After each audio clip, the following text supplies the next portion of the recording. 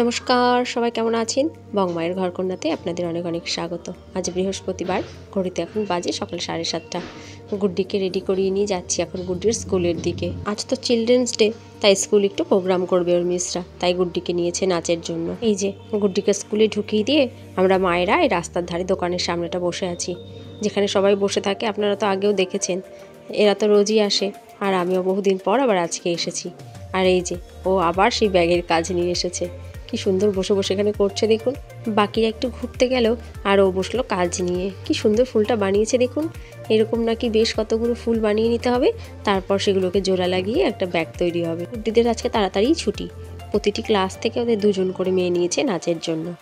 এই যে স্কুল ছুটির টাইম হয়ে গেছে, তাই আবার ভেতরে এসে দাঁড়িয়েছি। এতদিন তো পুজোর ছুটি চলছিল, তাই মিসরা আলাদা করে আজকের জন্য কোনো নাচ প্র্যাকটিস করাতে পারেনি।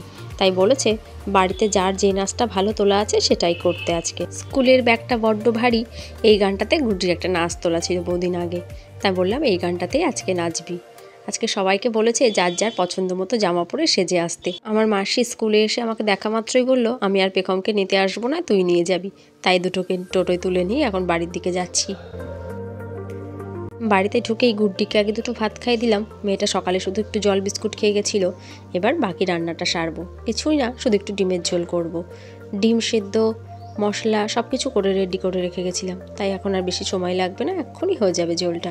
ভাতটা নামিয়ে রেখে গেছিলাম, আর কালকের একটু ডাল ছিল সেটাও গরম করে রেখে গেছিলাম। আর আসলে 11টায় ছুটি হলে তাহলে পুরো রান্নাটা করে রেখেই যেতাম। দেখলাম 9:30টায় ছুটি, তাড়াতাড়ি হয়ে যাবে, বাড়ি এসেই রান্নাবান্না করতে পারবো, তাই আর কি এরকমই সব ফেলে রেখে চলে গেছিলাম।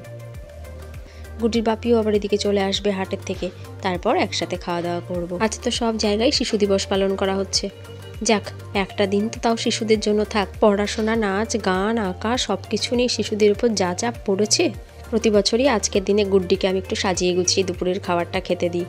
কিছুই না, যা রান্না করি তাই সামনে একটু সাজিয়ে দিই, কিন্তু এবার ভেবেছিলাম কিছুই করব না। ঘরে একটু দুধ জমেছিল, তাই যেই বললাম ছানা করব, গুড্ডির বাপি বলল ছানা না করে পায়েস করো। তারপর যেই পায়েস করতে বসলাম, অমনি মনে পড়লো যে তাহলে পায়েসটাই মেয়েটার সামনে একটু সাজিয়ে দেবো। গুড্ডির জন্মদিনে তো প্রথম 2-1 বছর পায়েস করে দিয়েছি, তারপর শুনলাম মেয়েদের জন্মদিনে পায়েস করলে নাকি মেয়েদের কপালে কষ্ট থাকে। তা কি করে আর জেনে শুনে মেয়ের কপালে কষ্ট আনি বলুন তো, তাই আর জন্মদিনে এখন পায়েস করি না। তাই আজকে যেই পায়েস করলাম, ভাবলাম আজকের দিনে পায়েসটা সামনে সাজিয়ে গুছিয়ে দিয়ে ওকে খেতে। জন্মদিনে তো পায়েস দেবো না আর কোনো দিন। Happy children's day. আবার বড় করে তা দেখাও।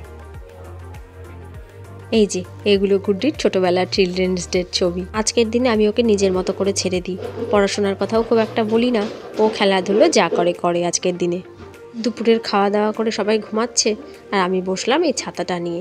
প্রায় 2 বছর আগে ছাতাটা কিনেছিলাম শুধুমাত্র নিজে হাতে ডিজাইন করব বলে, আর ডিজাইন করা একটা ছাতা ব্যবহার করব। সে আর হয়েই উঠলো না। ঘরে ফেব্রিকের শিশিগুলো শুকিয়ে যাচ্ছে দেখে এত কষ্ট হচ্ছে, ভাবছি কি করি কি কাজ করা যায়।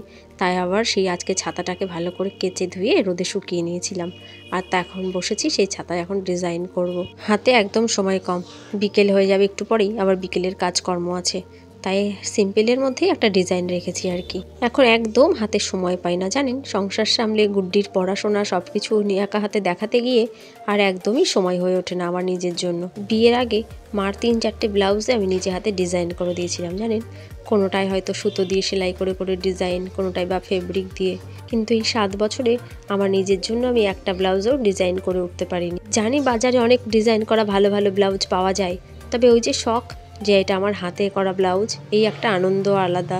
একদমই যে সময় পায় না সেটা বলা ভুল, যখন সময় পায় হাতে তখন আর একদমই ইচ্ছে করে না এইসব আঁকা ঝোঁকা নিয়ে বসতে। আগের দিন 2-1টা ফুল রং করে রেখেছিলাম, তা বোধহয় ভালো শুকিয়েছিল না, ছাতাটাকে বন্ধ করে রেখেছিলাম, তাই আজকে খোলার পর দেখছি সেখান থেকে রং চটে গেছে। তাই আজকে আবার পুরোটাই কমপ্লিট করতে হবে, সেইগুলোর উপরেও আর একবার করে রং চাপাতে হবে।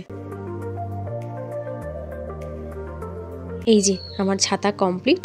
এই এক কালারের ছাতাটা কিনেইছিলাম আমি শুধুমাত্র নিজে হাতে ডিজাইন করার জন্য।